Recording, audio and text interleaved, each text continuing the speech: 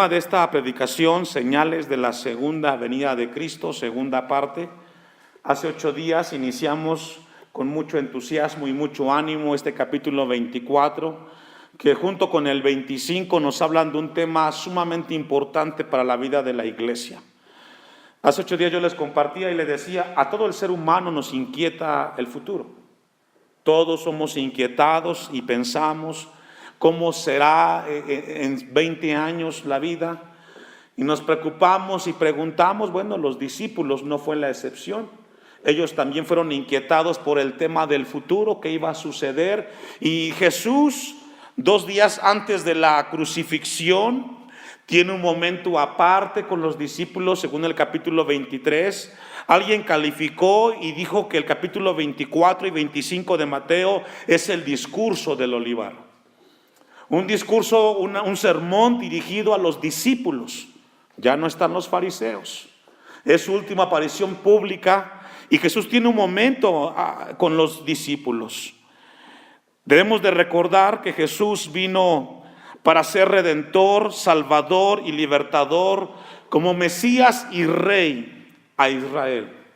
Pero según Juan capítulo 1 versículo 11 dice que a lo suyo vino y los suyos no le recibieron.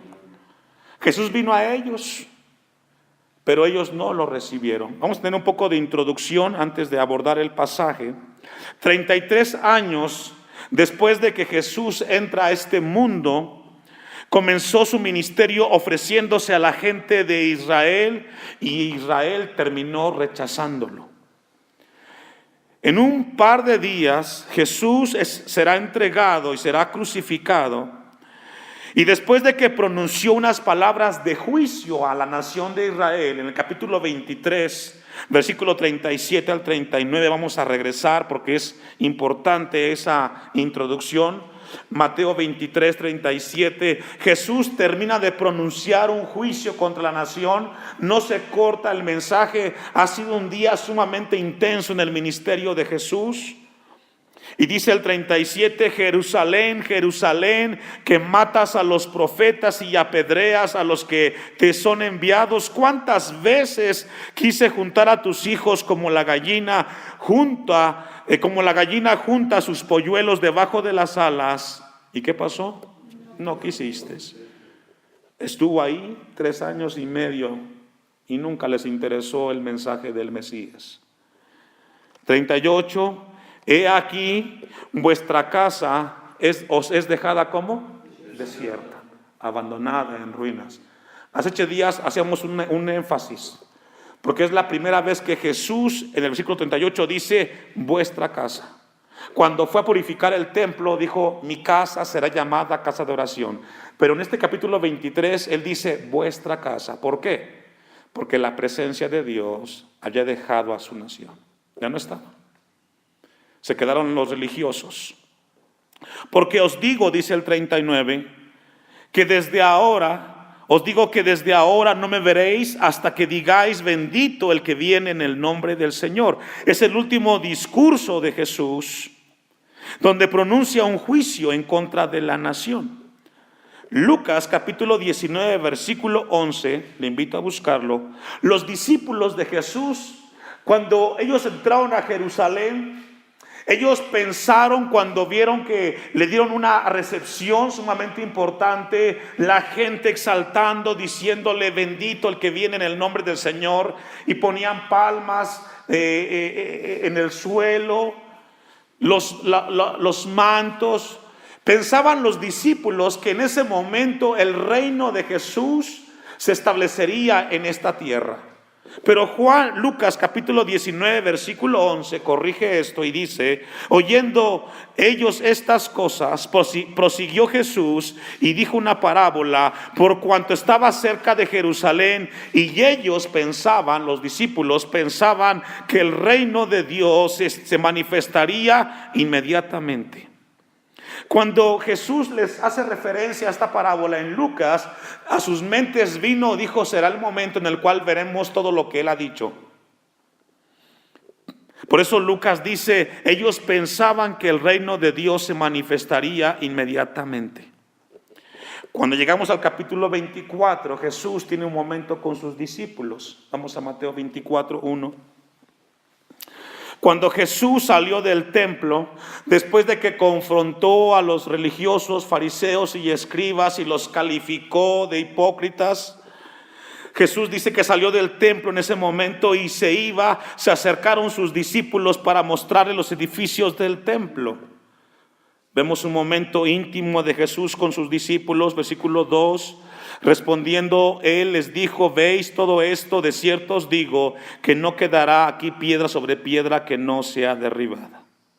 Y estando él sentado, versículo 3, en el monte de los olivos, los discípulos se le acercaron aparte. Si logra ver, es un mensaje o un sermón de Jesús con sus discípulos, diciendo: dinos, ¿cuándo serán estas cosas? Vemos la inquietud en los discípulos del futuro. Les inquietaba. ¿A usted le inquieta el futuro? Creo que a todo ser humano nos inquieta qué pasará mañana. Quisiéramos tener la certeza qué pasará mañana. ¿Cómo estará el mundo en 10, 15 años? ¿Seremos los mismos, nuestros hijos? ¿Cómo será? Y vemos un momento en el cual dicen los discípulos en el versículo 3: dinos, ¿cuándo serán estas cosas? ¿Y qué señal habrá de tu venida y del fin, que dice, del siglo?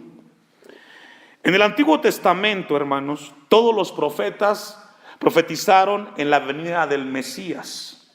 Pero hay una palabra que encontramos en el Nuevo Testamento que casi siempre se repite muchas veces, y es un misterio oculto.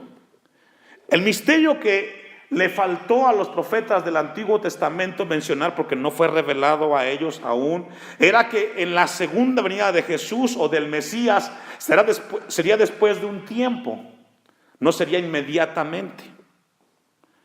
Vamos a ver algunas citas para ver lo que les quiero mencionar. Isaías 61, versículo 1.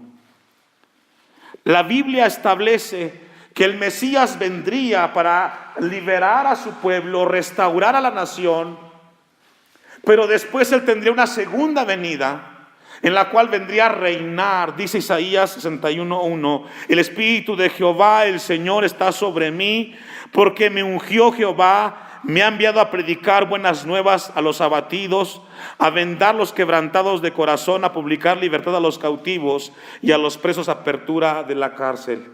Aquí está describiendo al Mesías, el versículo 1.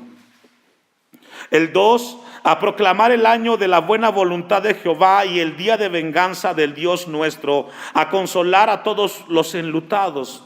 Sigue hablando el Mesías.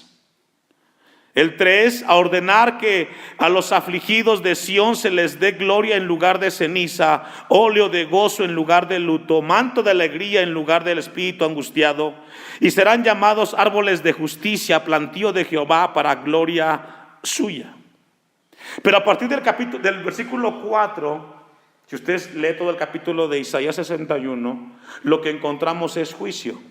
Ya no habla del Mesías, habla de juicio. Lo que encontramos entonces es de que de la primer venida del Mesías al juicio que vendría a esta tierra al final de la era, según Mateo 24, hay un tiempo. Del mensaje que hemos leído de Mateo a nuestro tiempo son más de 2000 años y aún no ha llegado el Mesías por segunda vez. Entonces encontramos en el versículo 3 de Mateo 24 que le hacen una pregunta a Jesús acerca de la venida, de cómo sería la venida al final de los tiempos. Vamos a rezar a Mateo capítulo 24 y vamos a entrar al mensaje esta tarde con esa introducción que hemos tenido. Mateo 24, 8. Hay un versículo, hay muchos versículos, pero en particular este va a ser muy importante para introducirnos al tema. Mateo 24, 8 dice: y todo esto será principio, ¿qué dice, hermanos? De dolores. Es decir, a partir del versículo 5 en adelante nos habla de señales que vendrán a esta tierra, que solamente será una muestra del dolor que vendrá a esta tierra, valga la redundancia. La palabra dolores que encontramos ahí, o dolor, nos hace referencia al dolor que tiene una mujer cuando va a dar a una luz. Esa palabra nos habla de un dolor intenso y surge una pregunta: ¿cuándo ocurre el dolor de parto? ¿En la concepción? No. ¿En el embarazo? Tampoco. ¿Cuándo es? Al final. Al final. Cuando va a dar a luz. En ese momento comenzaremos a ver los dolores que Jesús muestra aquí. Vamos a ver algunos ejemplos. Pablo escribe en la primera carta de Tesalonicenses, capítulo 5, versículo 1. Primera de Tesalonicenses 5, 1. Vamos a ver cómo nos da algunos ejemplos Pablo acerca de estos dolores que vendrían, como lo ilustra Jesús. El versículo 5 de la carta a los Tesalonicenses, la primera carta: pero acerca de los tiempos y de las ocasiones no tenéis necesidad, hermanos, de que yo os escriba, porque vosotros sabéis perfectamente que el día del Señor vendrá así. En el tiempo de Pablo, cuando le escribe esta carta a los hermanos en Tesalónica, ellos estaban inquietados por el futuro. Y les escribe unas palabras que Jesús le mencionó en el Evangelio de Mateo, capítulo 24, a los discípulos. Dice el versículo 3, el 2, porque vosotros sabéis perfectamente que el día del Señor vendrá así como ladrón en la noche. Es decir, la segunda venida de Cristo será de manera repentina, cuando menos te lo imaginas. Versículo 3, cuando digan paz y seguridad, entonces vendrá sobre ellos destrucción repentina, como los dolores a la mujer que dice encinta, y no escaparán. Encontramos que se mostrará una cronología con frecuencia cada vez más intensa de dolor y sufrimiento en esta tierra, que será una señal que nos habla de la segunda venida de Jesús. No podemos decir este es el tiempo, pero sin embargo nos habla la Biblia que vendrá un momento en el cual cada vez con más frecuencia vendrán dolores, señales, las cuales nos avisarán a los que estamos en esta tierra de que la segunda venida de Jesús está cerca. El versículo 6 de Mateo 24 nos habla de algunas señales. Vamos a ir allá. Mateo 24, 6. Dice Jesús que habrá dolores de parto, eventos separados por distancia, luego menos distancia y cada vez menos distancia entre cada evento catastrófico a esta tierra. Dice el versículo 6, oiréis de guerras y rumores de guerras. Nos habla de señales que cada vez serán más frecuentes. ¿Y las vemos? Claro que sí. Vemos muchos países en conflicto, cada vez hay más conflictos entre las naciones en la actualidad. En los últimos 60, 70 años hemos visto cualquier cantidad de guerras en el Medio Oriente, los países de Occidente.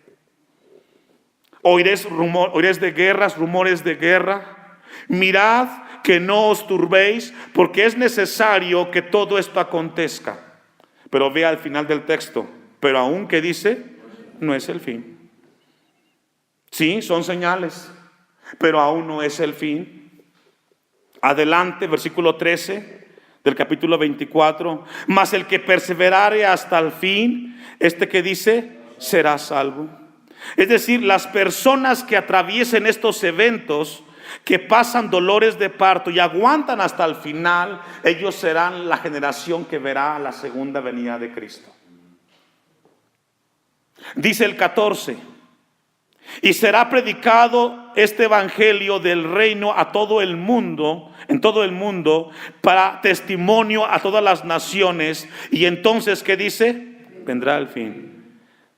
Pregunta, ¿qué fin? Esa es la pregunta que surge. ¿De qué final está hablando Jesús? La respuesta la encontramos en el versículo 3 de Mateo 24. El fin del siglo. El fin de la era de esta tierra. A ese fin se refiere el versículo 14. Versículo 15. Por tanto, cuando veáis en el lugar santo la abominación desoladora que habló el profeta Daniel, el que lea entienda. Hace referencia a Jesús a Daniel 9:27. Cuando se establezca el templo que ahora no está de Salomón y los judíos desean establecer su culto al Dios de la Biblia, llegará el anticristo a ese lugar y ofrecerá sacrificio a sí mismo. Versículo 21 de Mateo 24. Porque habrá entonces gran tribulación, cual no la ha habido desde el principio del mundo hasta ahora, ni la habrá. Lo que Jesús está diciendo, el momento del fin de esta tierra será el peor momento como nunca ha habido. El peor. Dice el versículo 21, habrá entonces gran tribulación. Los problemas que leemos en los versículos anteriores de guerras, rumores de guerras, serán tan grandes y desagradables como nunca el mundo lo ha visto. Cual no lo ha habido desde el principio del mundo hasta ahora, ni lo habrá. Versículo 29. E inmediatamente después de la tribulación de aquellos días, el sol se oscurecerá y la luna no dará su resplandor, y las estrellas caerán del cielo, y las potencias de los cielos serán conmovidas. Y lo que Jesús le está hablando a los discípulos en este pasaje es de esos dolores de parto cada vez más frecuentes, que son una señal de la venida del Mesías por segunda vez. Versículo 32, de la higuera aprended la parábola, haciendo referencia a Israel como nación. De la higuera aprended la parábola, cuando ya su rama está tierna y brotan las hojas, sabéis que el verano está cerca. Y todo lo que estamos leyendo son señales de la segunda venida de Jesús.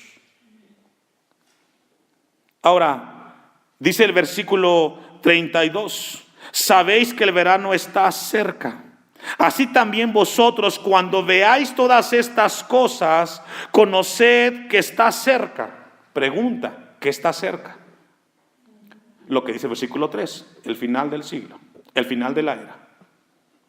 ¿Sabe que cuando llegamos esta tarde a este lugar, después de que nos bombardeó todo el día las noticias de la inflación, de que no alcanza el dinero, de que el gas está muy caro, llegamos a la casa de Dios y nos encontramos con un tema sumamente más importante que el que está allá afuera? ¿Verdad? Porque nos está hablando de la segunda venida de nuestro Redentor, de nuestro Cristo. ¿Qué está cerca? Dice el versículo 33. El final de la era del hombre en esta tierra. A las puertas, de cierto os digo, dice el 34, que no pasará esta generación hasta que todo esto acontezca. Encontramos entonces de que nos da Mateo 24 las señales que nos indican la venida de Jesús, las señales que nos indican de que Jesús viene a establecer su reino en esta tierra. Y nos habla que todo esto será dolores de parto. Yo encontré 6. Solo voy a compartir uno esta tarde. Y el primer dolor de parto que encontramos en Mateo 24 es el engaño. ¿El qué? El engaño. En Mateo capítulo 24, versículo 4 dice, respondiendo Jesús les dijo, mirad que nadie os engañe. Lo que el texto está diciendo, cuídate, mantén tus ojos bien abiertos, no dejes que nadie te vaya a engañar, porque en ese periodo final lo que va a experimentar la gente es un hambre de Dios como nunca, una sed por las cosas de Dios, pero vas a ser más engañado que nunca. Hoy el hombre necesita algo que le satisfaga. Y cada vez que el hombre experimenta una sed de Dios, sin importar su creencia, su contexto social, el hombre está más propenso a ser engañado, arrastrado de un lado a otro, las masas yendo de un lugar a otro, buscando que le llenen su interior. Y el primer dolor de parto que encontramos es el engaño. Ahora, en Mateo 24:12 nos habla de que va a ser muy complicado poder detectar que está siendo engañado. ¿Por qué? Porque dice Mateo 24:12, y por haberse multiplicado la maldad, el amor de muchos, ¿qué dice? verás o la gente experimentará cada vez más maldad. Hoy nos levantamos en la mañana, encendemos el televisor, vemos las noticias y ¿qué es lo que nos dicen? 5 muertos, 20 detenidos, 6 violaciones. Y tal pareciera que nos acostumbramos tanto a la maldad como que es algo normal. Pero ¿qué, iglesia? No es normal. No es normal que nos levantemos en la mañana y nos levantemos con la noticia de que un político más corrupto, un gobernador más, un padre de familia que violó a su hija. Y somos una generación la cual estamos acostumbrados a las malas noticias y nos hemos acostumbrado que es algo normal. No es normal. Pero la gente, según el texto 12, dice: y por haberse multiplicado la maldad, el amor de muchos se enfriará. Nos habla que este mundo comenzará a desintegrarse. Déjeme decirle, iglesia, quisiera dar una noticia diferente, pero según la Biblia, los tiempos finales no son muy buenos. Los políticos en la actualidad intentan convencer con un discurso de que van a cambiar las cosas. Según la Biblia, no es así. El mundo irá de mal en peor. Pablo le escribió a Timoteo en 2 Timoteo 3:2 o 3:1 un poco acerca de la gente en el último tiempo. Vamos a ir a 2 Timoteo 3:1. Lo que Jesús está hablando en el capítulo 24, cuando habla del engaño, va a ser muy difícil que la gente logre detectar que está siendo engañada. ¿Por qué? Porque tal pareciera que la maldad es el pan de todos los días. No es tan malo, la infidelidad no es tan malo. ¿Sabe que apenas fui invitado a un programa que se tiene en vivo por internet de una iglesia cercana? Fuimos invitados. Yo les pedí que me dieran la dirección para poder escuchar lo que se dice en ese canal. Y cuando yo escucho a la gente que está en ese canal hablando de Dios, ¿sabe qué escucho, hermano? Solamente opiniones de la gente. No escucho ni un texto de la Biblia. Escucho solamente opiniones de la gente. Me parece que es bueno. Y el tema que estaban hablando eran los tatuajes. Y decía el predicador: bueno, el tatuaje no es tan malo, siempre y cuando sea un pescadito o una Biblia. Y dices tú, ¿qué está pasando? Dice el texto, 2 Timoteo 3:1. También debes de saber esto, Timoteo, que en los postreros días vendrán tiempos peligrosos, porque habrá hombres amadores de sí mismos, ávaros, vanagloriosos, soberbios, blasfemos, desobedientes a los padres, ingratos, impíos. Pregunta, ¿dónde? ¿Allá afuera? No, las iglesias. Y si usted observa el día de hoy, iglesia, si usted logra ver dentro de las congregaciones, ¿qué es lo que ve? Al hombre por encima de Dios. Es más importante el éxito personal que la gloria de Dios. A la gente le importa más llenar los templos de gente que llenarlos de Dios. Hoy la gente está más empecinada en estrategias para llenar los templos con gente, no importa cómo vengan, cómo están, que antes pensar: ¿y qué les voy a enseñar? Lo que describe el versículo 3 dice: sin afecto natural, implacables, calumniadores, intemperantes, crueles, aborrecedores de lo bueno. Y la pregunta otra vez más, ¿dónde va a suceder esto? En la iglesia es la respuesta. Y si vemos en la iglesia estas características, ¿qué veremos allá afuera, hermanos? Si aquí en la iglesia vemos casos así, gente así, ¿qué no veremos allá donde no hay temor de Dios? Por eso Dios esta tarde nos trajo para alertarnos, para despertar nuestras conciencias. Quizás estamos preocupados por el aquí y el ahora, y quizás nos aflige el escenario que viene a nuestro país, pero tenemos que tener cuidado que no seamos engañados. Cuida tu vida espiritual, vigílala, está alerta. Dice el versículo 4, traidores, impetuosos, infatuados, amadores de los deleites más que dice.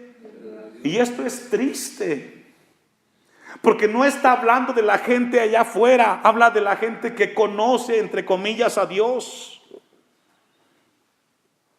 que tendrán apariencia de piedad o temor de Dios, pero negarán la eficacia de ella. Y el consejo de Pablo a Timoteo al final les dice, ¿a estos qué? Evita. Ahora, ¿cómo podremos llegar a evitarlos?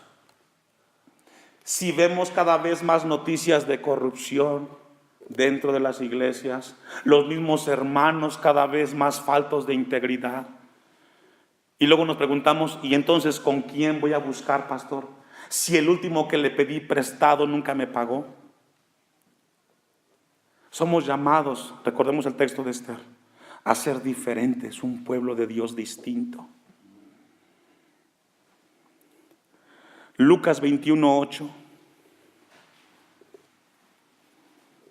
El primer dolor de parto que Jesús hace referencia en el mensaje del monte de los olivos es el engaño. Lucas 21:8, un texto paralelo a Mateo 24 y 25. Y él entonces dijo, mirad que no seáis engañados. El primer dolor de parto que nos advierte esta tarde Dios es el engaño. Será un engaño que te hará sufrir y te dolerá porque te arrastrará lejos de Dios. Mirad que no seáis engañados porque vendrán muchos en mi nombre. Y esto es lo preocupante. Muchos. Es el mensaje de Dios. Y constantemente lo hemos hablado en la iglesia. Antes de que recibas un mensaje, fíjate cómo vive la persona que te da el mensaje. Porque su vida refleja lo que hay en su corazón. Dice el texto 8 de Lucas 21. Mirad que no seáis engañados porque vendrán muchos en mi nombre diciendo yo soy el Cristo y el tiempo está cerca. Mas, ¿qué dice? Y sabe que hay gente que dice, hace un tiempo atrás me dijo una hermanita, a mí no me importa su vida, pastor, lo que me gusta son sus cantos. Si anda con 2 o 3 mujeres, eso a mí no me interesa, esa es su vida de él. Perdón, te debe de interesar. Te debería interesar. Porque para poder recibir el mensaje de alguien hay que revisar su vida. Porque las palabras se las lleva el viento, lo que impacta es tu testimonio, tu ejemplo. Somos distintos. Espérate, ¿cómo que no te importa su vida? Entonces, ¿qué estás recibiendo?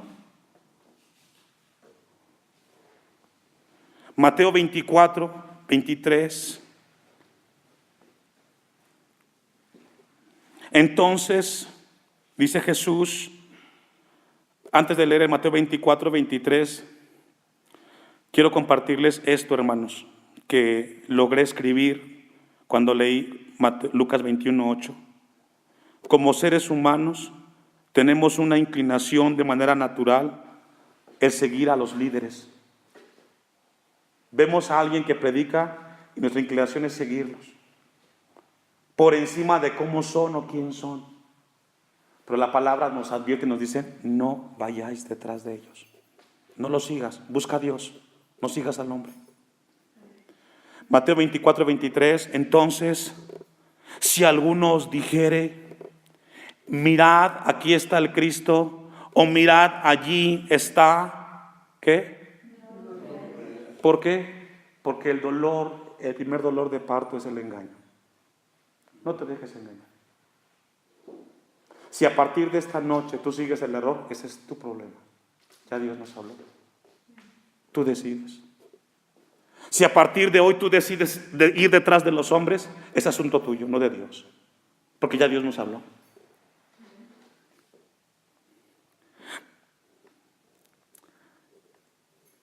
Jesús dice, no vayáis, no lo creáis. Una última cita, segunda de Tesalonicenses capítulo 2, versículo 1. Segunda de Tesalonicenses capítulo 2, versículo 1. Dijimos que el primer dolor de parto, ¿cuál es? El engaño. el engaño.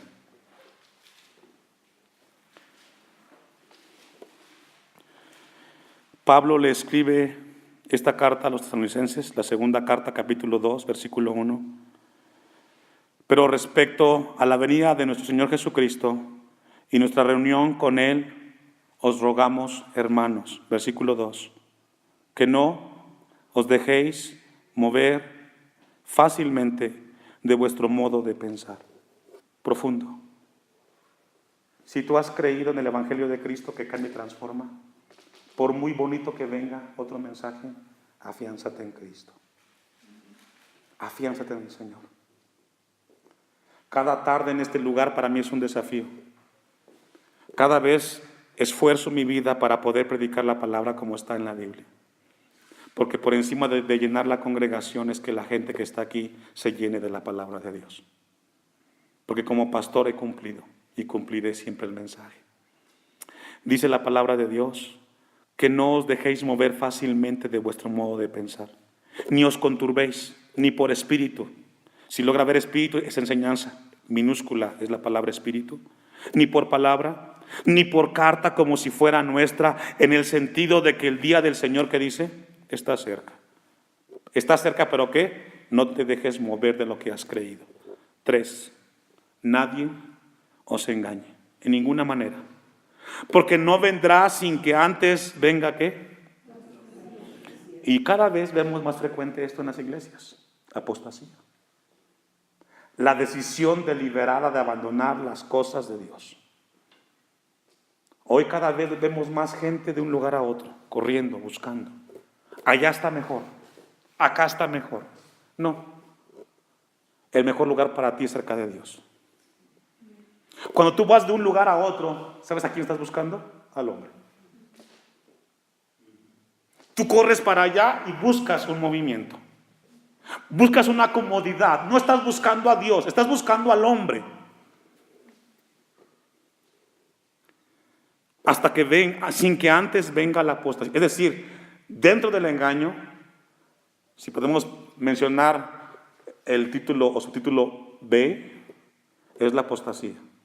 Cuando tú veas que la gente va de un lado hacia otro y que es inestable, es una señal de que algo está siendo engañado. Versículo 3, y se manifiesta el hombre del pecado, el hijo de perdición, el cual se opone y se levanta contra todo lo que se llama Dios o es objeto de culto, tanto que se sienta en el templo de Dios como Dios, haciéndose pasar por Dios, hace referencia al anticristo. Versículo 5, no os acordáis que cuando yo estaba todavía con vosotros, os decía esto. ¿Qué? ¿Qué es esto? No te dejes mover fácilmente. Afiánzate en Dios. Y al final de esta predicación, pregunta, ¿cómo aplico esto a mi vida? ¿Y ahora qué sigue? Yo anoté 2 puntos que quiero compartir con ustedes. En primer lugar, si eres cristiano, debes de regocijarte que Jesús viene y va a acabar con el pecado. Si somos cristianos, tenemos que regocijarnos porque lo que hoy vemos de maldad y no nos gusta va a terminar, porque Jesús vendrá a ponerle fin a esto. Y número 2, si no eres cristiano, ven a Cristo, que Él te puede perdonar, para que no enfrentes el juicio del Dios de la Biblia. Esa es la manera como podemos aplicar este pasaje a nuestra vida. Si eres cristiano, afiánzate en el Señor. Gloria a Dios porque Él viene una vez más. Y si no lo eres, búscalo, es tiempo y escapa del juicio de Dios. Vamos a ponernos de pie y darle